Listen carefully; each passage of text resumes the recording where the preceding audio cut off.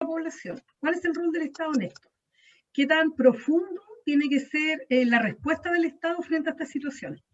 Más que responder, como en el caso de la ley de polimetales, a la demanda de la población, ¿cómo prevenimos que la población no se vea expuesta a estas situaciones? En nuestro país hay estos casos en muchas regiones, o sea, la quinta región, en la octava, en Lota, con el tema de las termoeléctricas, en la quinta región, Puchuncaví, no sé, y además en el norte con toda la contaminación que hay antropogénica producto de las propias empresas mineras, pero también el norte se caracteriza en forma natural por tener altos niveles de arsénico y otras sustancias químicas que son tóxicas para la salud, que pueden ser aumentadas dada esta contaminación. Por lo tanto, lo que pasa en Antofagasta y que después, en forma muy parecida a la historia, a la situación, ocurre en Arica, estas contaminaciones son mucho más antiguas, son de muchas décadas. Sin embargo, ¿sí? Perdón que le interrumpa, ¿está presentando pantalla? No. Ah, ya. Okay. Aún no, estoy haciendo como la introducción. Perfecto. Y sin embargo, lo que ocurre es que la población, la ciudadanía, demanda al Estado, exige que haya una responsabilidad y una respuesta frente a esta situación de contaminación ambiental. Y ahí parte la situación de alguna forma. Entonces, como la presentación dice saturnismo, yo lo primero que voy a hacer es contarle un poquito del plomo. Y ahora sí les voy a compartir pantalla para mostrarles la presentación. Creo que es esta. Puede que me confunda a veces. Ya. Esperemos un cachito.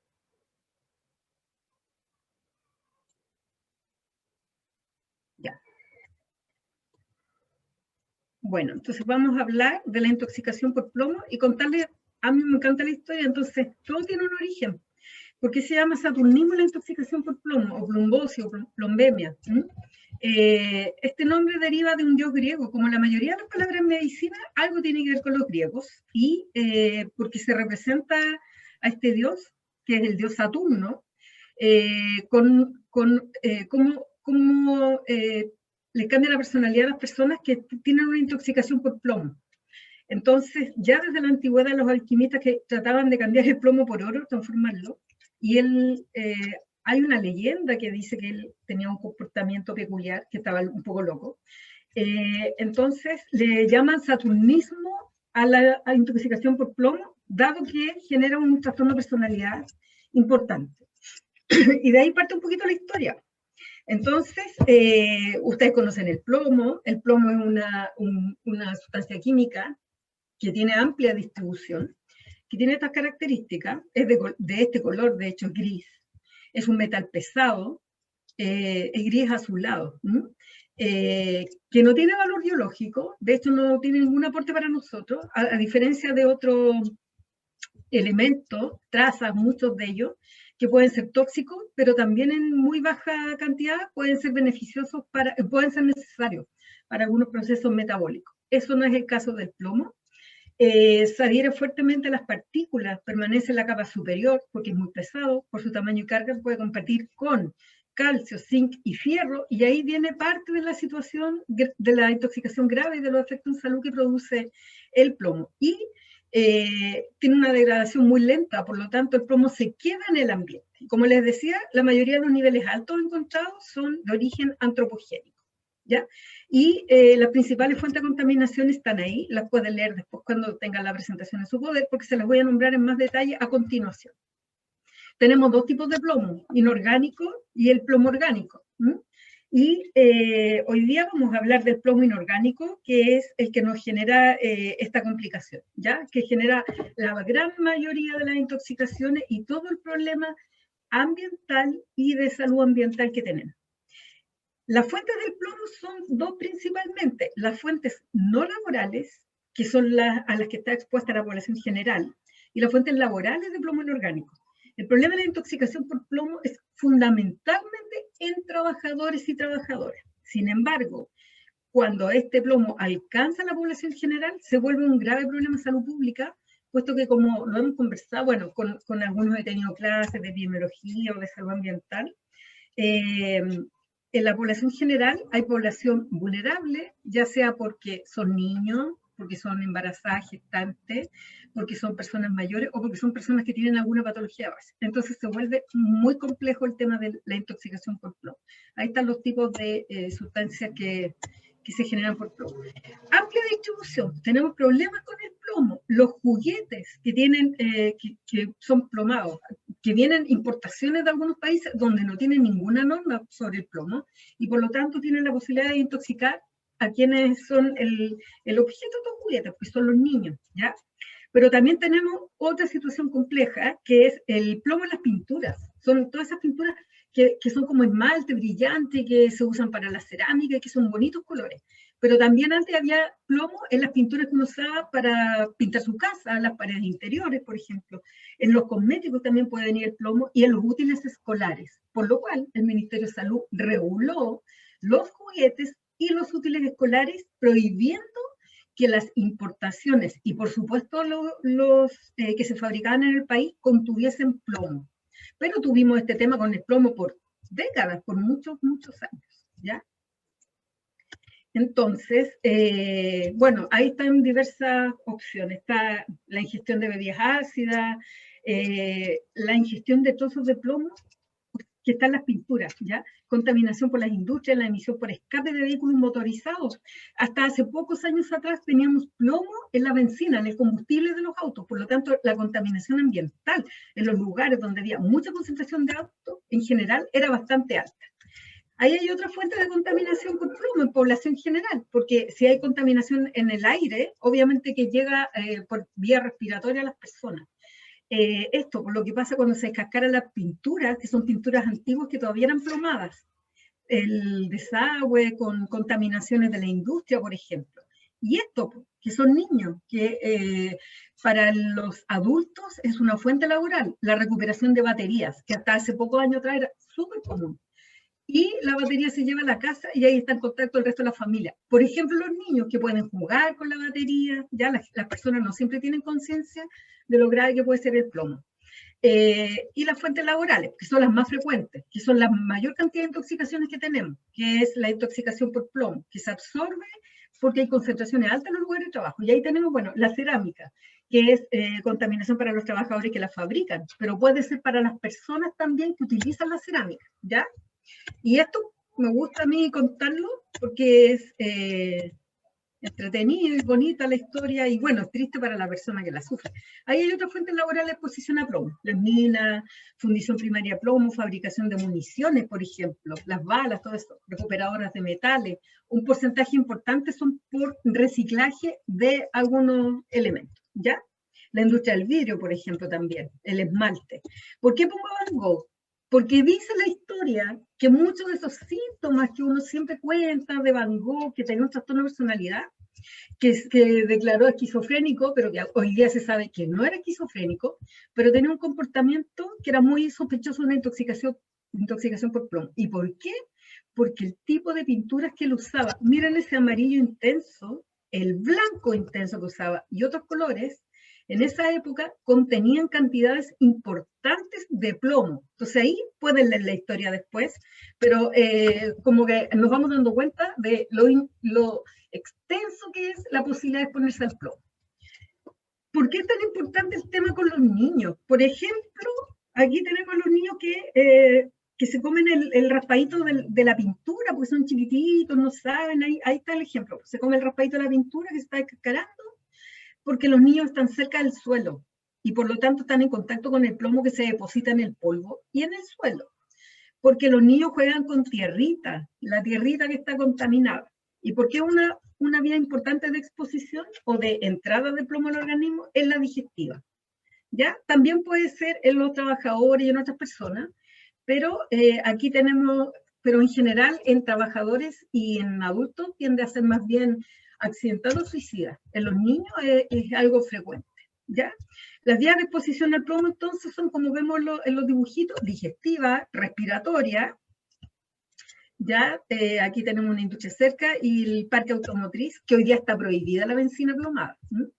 Y también la entrada por piel y mucosas, que pasa a ser mucho más importante en trabajadores y trabajadores, Y esta vía que es muy importante, pues cuando las mamás se exponen, que es uno de los problemas que tenemos, por ejemplo, en Antofagasta, en Arica, que es la transmisión transplacentaria, ¿ya? Importante porque el sistema nervioso de los niños, como ustedes saben, se desarrolla desde el embarazo en el primer trimestre y se sigue desarrollando después en el nacimiento, y por lo tanto esto es bastante complejo porque plomo en el embarazo significa posibilidad de daño de tipo neurológico para los pequeños, ¿no? Entonces, las vías más importantes de exposición a plomo es la respiratoria, que más del 50% del plomo inhalado se retiene en el pulmón, que es la primera vía de entrada, queda en el alveolo. La absorción digestiva es un 10% en adultos y un 40-50% en los niños. Ya vimos por qué. Los niños están a la altura del plomo depositado, ¿ya? Y la piel, en verdad es relevante, pero en trabajadores puestos laboralmente, no para la población general. También hay una exposición endógena, que ustedes ya pueden ir imaginándose por qué hay exposición endógena. O sea, yo me expongo el plomo que está dentro de mi organismo. ¿Por qué razón pasará eso? Piensen ustedes en sus clases de fisiología y de fisiopatología. Vayan pensando. Esta es la toxicinética del plomo. Aquí está la vía de entrada, ¿ya? ¿Por dónde ingresa al organismo? Vía aérea, piel, digestiva, transplacentaria también. Pasa de inmediato al plasma, ¿cierto? Del plasma se va derechito al glóbulo rojo. Y ahí vamos a ver cuáles son los principales efectos que tiene el plomo en la sangre, ¿ya? Uno de los principales efectos. Pero de ahí también puede pasar a los tejidos blandos, ¿ya? Se va a los tejidos blandos, se va al hueso. En el hueso se deposita por mucho tiempo. Luego, si hay alguna situación por la cual se destruye hueso o cambia el metabolismo del hueso, hay reabsorción, etcétera, se libera este plomo y ahí constituye la exposición endógena de plomo, ¿ya? Y cuesta mucho saber cuánto plomo tenemos los huesos, puesto que no aparece en los exámenes de sangre, porque está depositado. De los tejidos blandos también puede salir el plomo, pero el depósito en estos tejidos no dura tanto tiempo. ¿Por dónde lo eliminamos luego? Bueno, el plomo en el plasma va a llegar a distintos órganos, entre ellos riñones. Por lo tanto, lo podemos eliminar por riñones, y en la orina, por lo tanto, por la orina. En los cabellos, en las heces, en la sudoración, pero eso es muy poquito, ¿ya? No es muy relevante. Esto sí es muy importante. En la sangre no permanece tanto tiempo, está más o menos 35 días, un mes, puede ser un poco más, puede ser un poco menos, hasta que el organismo lo depura y lo elimina por alguna de las vías que les mencioné. Pero de aquí entonces pasa a los tejidos blandos, donde puede estar 40 días.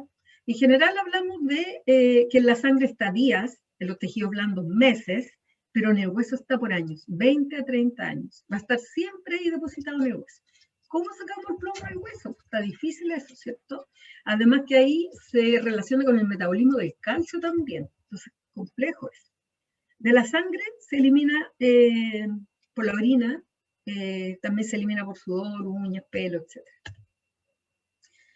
¿Cuáles son los principales efectos del plomo sobre la salud? Montones. Y es una intoxicación grave. Las personas se mueren por la intoxicación por plomo. Y les puedo contar algunos casos anecdóticos. Entonces, los órganos blancos para el plomo es todo el sistema cardiovascular. Vamos a ver un poquito más en detalle cuáles son las enfermedades. El sistema neurológico periférico, es decir, los nervios periféricos, sistema nervioso central. Esto es muy gravitante, particularmente en los niños, la gestación, en las edades tempranas. Hematológico, ¿ya?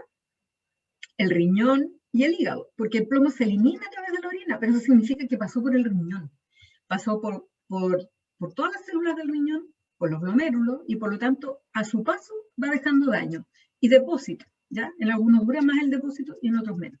Y el hígado, pues es otro órgano en el cual se depositan muchas sustancias tóxicas, en este caso, el plomo, ¿ya? ¿Cuáles son los efectos del plomo sobre la salud? Aquí parte nuestra situación problemática. A un lado tenemos el efecto en los adultos y al otro lado tenemos el efecto en los niños. ¿Desde qué concentración de plomo? Aquí estamos hablando de concentración en sangre, ¿ya? ¿Desde qué nivel de concentración en sangre parten los problemas? Depende del periodo de la vida, pero también depende de las características propias de cada individuo, ¿sí? Entonces, tenemos aquí en los valores más bajos que la transferencia placentaria, por ejemplo, un tema importante, porque se está formando el sistema nervioso.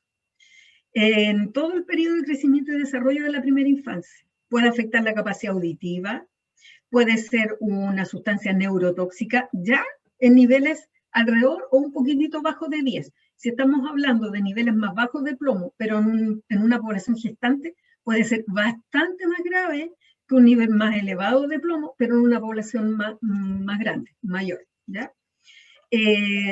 Siempre hablamos de que los niños no pueden tener como valor de plomo en sangre más de 10. Eso es muy preocupante, ¿ya? Además, que el plomo se va a depositar en su sangre. Hay un chat que dice todo lo que no entiendan, ya. ¿Qué pasa en los adultos? Que ya a este nivel de plomo, de una concentración de 10 microgramos de plomo por decilitro, ya podemos tener una alteración de la función renal, una disminución de la función renal. Y específicamente podemos tener hipertensión arterial. Una de las causas de hipertensión arterial que no responde a fármacos puede ser la exposición al plomo. Por eso siempre yo les hago hincapié en que le pregunten a los pacientes en qué trabajan, dónde viven, porque ahí podemos averiguar de algunas de sus exposiciones. No solamente el plomo, un montón de otras enfermedades que no responden a los tratamientos es porque están en la fuente de trabajo y por lo tanto siguen expuestos y por lo tanto no van a responder a nuestros medicamentos. Ya pasados estos valores, empezamos a tener alteraciones, por ejemplo, de la protoporfirina eritrocitaria, en los adultos también, alrededor de 20 microgramos, ya podemos tener aborto y otros efectos reproductivos, también en una persona, en una mujer que tenga aborto repetitivo, hay que preguntarle dónde vive, qué come, en qué trabaja. Ya alrededor, o un poquitito más de 20, tenemos alteración de la velocidad de conducción. Estamos hablando de los nervios periféricos, ¿cierto? El sistema nervioso periférico. Sobre esto ya tenemos un metabolismo, alteración del metabolismo de la vitamina D. Esto es muy gravitante en el desarrollo de los niños, ¿cierto? Aquí aumenta más la presión sistólica, fundamentalmente en hombres, es lo que se ha visto. Puede alterarse la capacidad auditiva.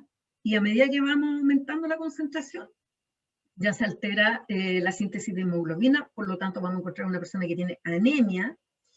Vamos a encontrar una persona que tiene anemia, presión elevada, sobre todo la sistólica, hipertensión que no responde al medicamento en forma habitual, que tiene una alteración de la función renal y van sumándose los síntomas.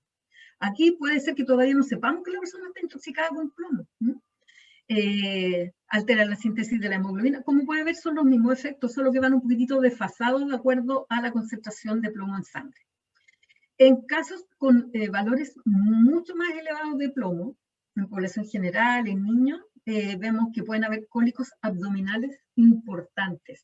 Dolor abdominal intenso, que puede consultar e incluso parecer un abdomen agudo, con digamos, el diagnóstico diferencial, porque vamos a hacer una eco abdominal, una resonancia, o sencillamente se va a ir de pabellón y no vamos a encontrar nada, porque son los depósitos de plomo intestinales, en el hígado, lo que está produciendo el dolor intenso. Obviamente, a medida que aumenta la concentración, los efectos son cada vez más graves, y ahí ya empezamos con problemas de encefalopatía, nefropatía severa, anemia severa, la encefalopatía que se describe, por ejemplo, en el caso de Van Gogh y otros, hay como altas historias asociadas con esto, y con valores mayores a 100, salvo excepciones que pueden llegar a valores más altos, pero en general el daño orgánico es tan alto que las personas se mueren, ¿ya?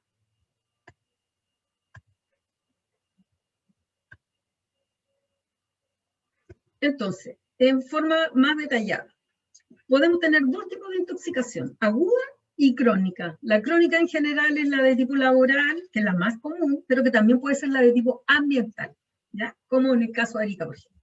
En Arica están las dos situaciones. La aguda que ingesta de alta dosis, que es muy grave, generalmente mortal, que es accidental o voluntaria y es poco frecuente. Pero aquí hay casos interesantes y les voy a contar uno. Hace muchos años atrás, cuando yo trabajaba en el Ministerio de Salud, en los primeros años, tuvimos una situación bien grave en la ciudad de Linares, no me acuerdo si era Linares o Ñuble. La cosa es que llega una familia a consultar a la urgencia, llegan los niños primero, con un dolor abdominal muy intenso, que parecía un abdomen agudo. No les encontraron nada, no sabían qué era lo que tenía.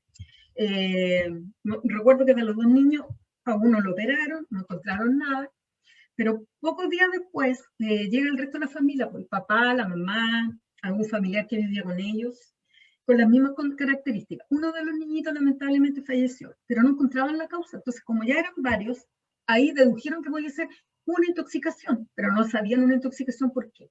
Porque cuesta encontrar el plomo.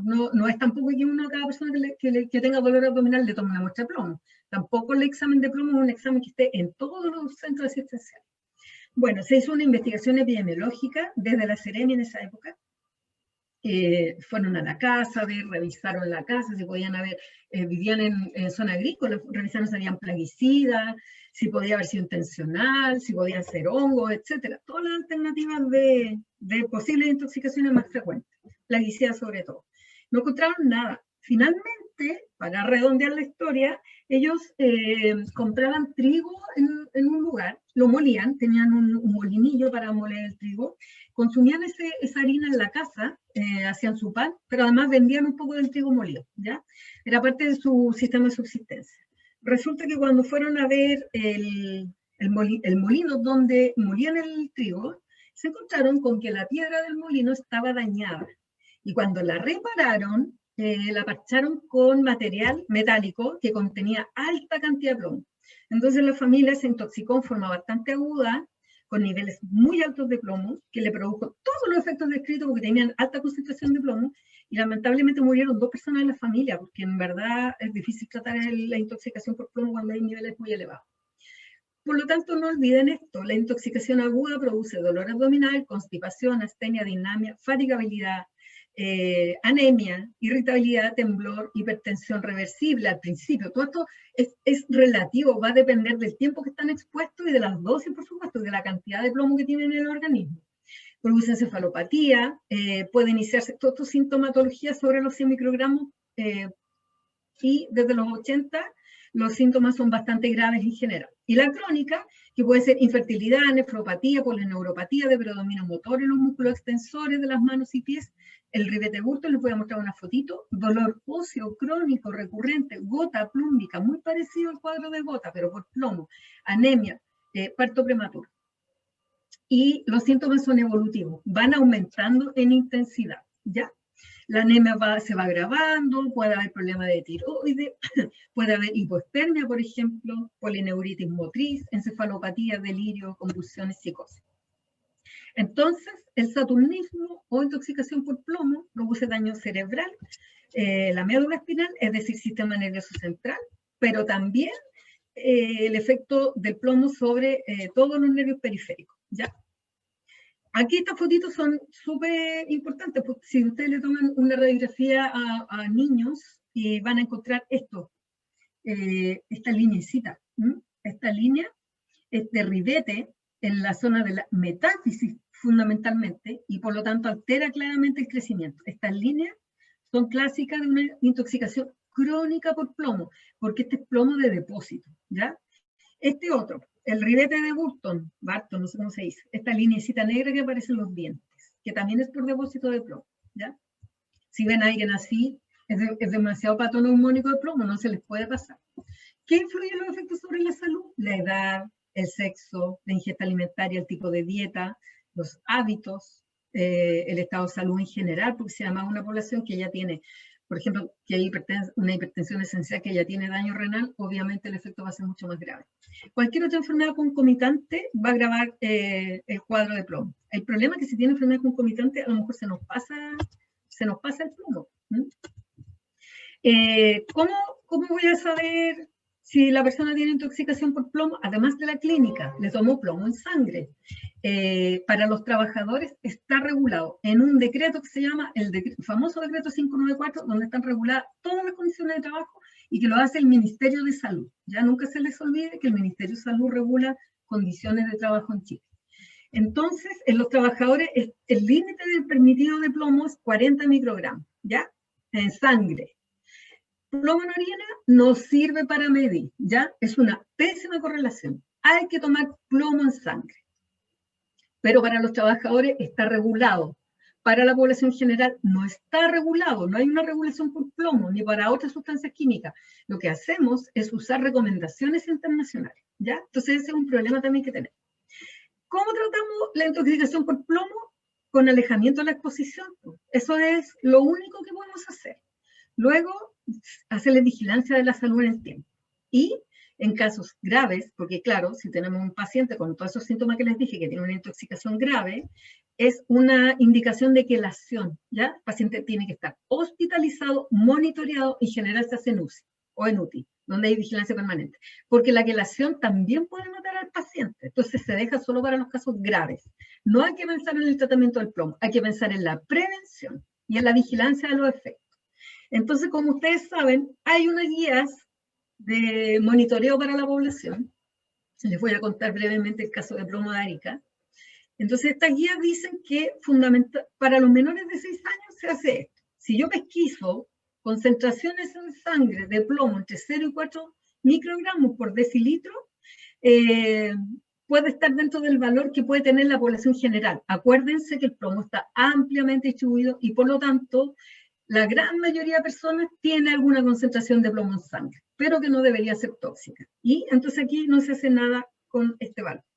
Y así está indicado en la guía clínica para población general que se hace en niños menores de 6 años para cada nivel de concentración. Cuando ya estamos en niveles sobre 20, sobre 35, sobre 45, estamos con un problema grave. Si tenemos niños menores de 6 años con más de este valor, hay que controlarlo, quelarlo, evaluar la psicometría, mandarlo al neurólogo, la evaluación nutricional, etc. Es una situación muy compleja y muy poco habitual además. Y en los que están menores de 14 años, bueno, tenemos todo este otro seguimiento que es parecido al anterior, pero en el anterior la situación es bastante más grave. Ya, en forma muy general, eso es lo que pasa con el plomo y como la vida en general tiene dos caras, nos pasa mucho eso con la medicina. Entonces el plomo, que es súper tóxico, que biológicamente no tiene ningún aporte. Sin embargo, el plomo también salva vidas, pues, porque cuando alguno de ustedes seguramente va a ser radiólogo, se tiene que cuidar de la radiación y tiene que cuidar a la población de la irradiación, porque la radiación produce muchas enfermedades, cáncer, leucemia, etcétera, daña la tiroides, los órganos reproductivos. Entonces usamos los delantales plomados y toda la protección que se usa plomada, las paredes plomadas, todo lo que es una medida de barrera. Por lo tanto, todavía necesitamos el plomo y utilizamos el plomo. Y ojalá no lo tuviésemos que usar en la fabricación de armamento, pero lamentablemente todavía usamos plomo para eso. ¿Qué pasa con la ciudad de Arica? Una pequeña introducción les hice respecto de la situación que genera la contaminación en el ambiente y la demanda de la población, que finalmente fue lo que desencadenó las medidas del Estado, entre ellos la ley de polimetales. La ley de polimetales, aquí participaron varios ministerios. La ley de polimetales no es una ley del Ministerio de Salud, es de la concurrencia de varios sectores. A mí me tocó, cuando, como les conté, estar en el Ministerio de Salud cuando se desarrolló esto. Fui parte de la comisión técnica, ¿ya? De la comisión técnica que trabajó en la guía para población general, pero fundamentalmente la coordinación de la guía que fue para trabajadores, porque mi área era fundamentalmente la salud ocupacional. Pero una comisión amplia, por lo tanto ahí participaron personas de epidemiología, de distintas instancias, y también de la región, ¿ya? Pero cuando hablamos de, usted lo tiene que haber visto en la epidemiología, cuando hablamos de qué daño produce a la población general, tenemos primero que saber que el plomo, como otras sustancias tóxicas, constituye un peligro, es decir, donde sea que esté va a ser un peligro, pero no va a ser exposición hasta que haya una persona cerca de ese peligro, como pasó en Arica. había estos acúmulos que no solo tenían plomo, tenían muchos metales y otras sustancias tóxicas, pero solo era un peligro porque la población estaba lejos, donde generaron el acopio. Pasaron los años, la población creció y llegó a estar junto al lugar de los acopios. Por lo tanto, ahí empezó a ser un riesgo para la salud porque habían personas expuestas, ¿ya? Entonces ahí ya hablamos de efectos en la salud. Y para saber, lo primero que necesitamos saber es si este plomo que está ahí está siendo un riesgo para la salud. Hay varias cosas que tenemos que definir para poder señalar que estas enfermedades que posiblemente yo voy a buscar en la población o que puede tener la población, en verdad sí la puedo atribuir, como lo vieron en epidemiología, si es atribuible a ese plomo. Porque los síntomas que ustedes vieron y las enfermedades no son todas exclusivas del plomo. Yo podría tener, es como cuando uno dice el tabaco, produce 10 veces más cáncer en la persona que fuma que en la que no fuma, pero no todos los cánceres pulmonares se producen producto del hábito de fumar, ¿cierto? Entonces pasa lo mismo. Pero además, para yo poder asociar que el problema de salud que tiene mi población, tengo que descubrir que esa población está expuesta a la sustancia, ¿cierto? Y para eso, para poder identificar ese riesgo, es cuando yo voy a usar datos ambientales, voy a caracterizar la sustancia y qué tipo de daño me puede producir, voy a evaluar la salud de las personas. Y esto puede ser en trabajador en población general. Y en este caso, específicamente en Arica, partió por una preocupación de la comunidad. De hecho, tiene toda una historia que no les voy a contar quizás en detalle, pero tiene un contexto histórico que afectó toda esta zona, pues, el sector de Puerto de Arica, el sector de Maestranza y el sector de Promel. También tenemos que pensar que no solamente es el acúmulo de plomo, sino que de acuerdo a la pluma del viento, uno tiene que estudiar si el viento llevó partículas de plomo o de algún otro contaminante, a qué lugares de Arica. Entonces podría ser que hay una población que no es aledaña a esto, pero sin embargo le está llegando el plomo. Por lo tanto, hay varios lugares de la ciudad que hubo que medir, ¿ya? Ahí está la historia del ferrocarril, porque la llegada del plomo se debió a dos cosas. Primero, a que se autorizó legalmente el acopio de este mineral en esta zona, pero también porque dado el convenio firmado, el acuerdo de paz firmado, producto de la guerra del Pacífico, hay un tren de Bolivia, o sea, los trenes de Bolivia que pueden llegar al puerto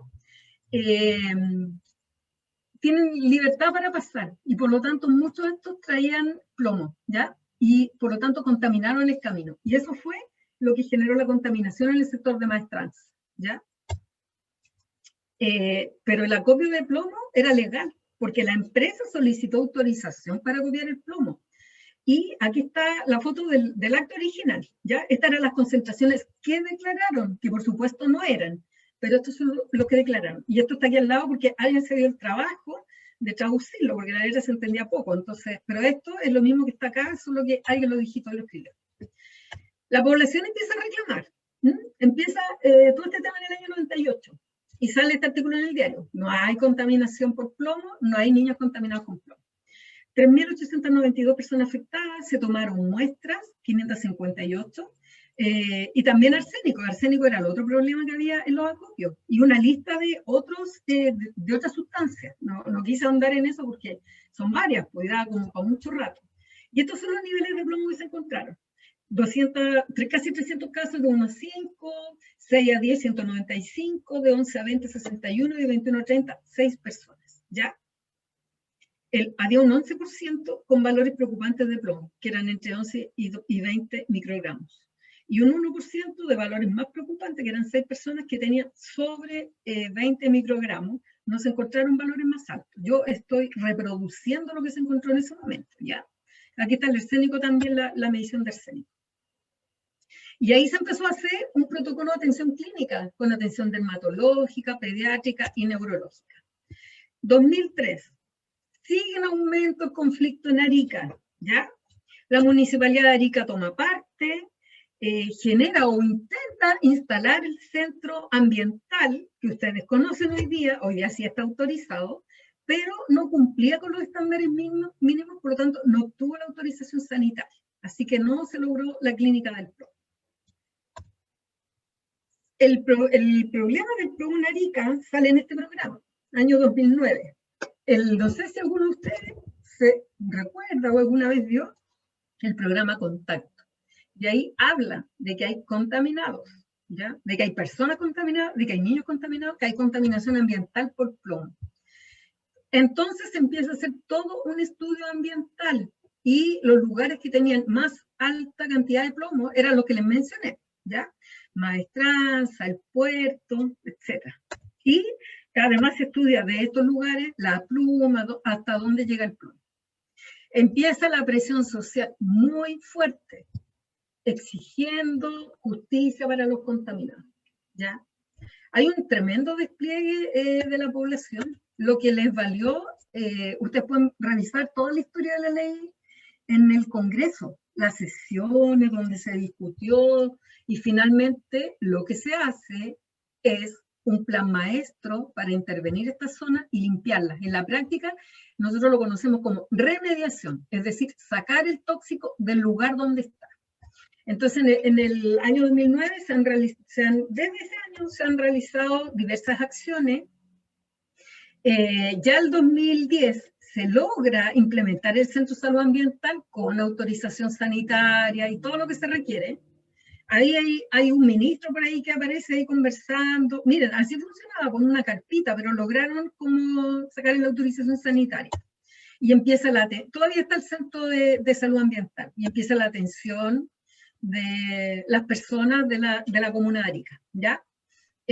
Utilizando el contenido de las guías clínicas. Y aquí aparece alguien que ustedes deben conocer, que suele salir últimamente en la tele bastante, pero esto se hace en calidad de colegio médico y en calidad de CITUC, porque él en esa época, el doctor París, era el director del CITUC. Entonces también hubo participación de instancias técnicas en esta situación. Hay un marco regulatorio del año 2012, que es la famosa Ley de Polimetales, que establece tres cosas muy importantes. Primero, el programa de intervención multisectorial, que es en donde participa salud.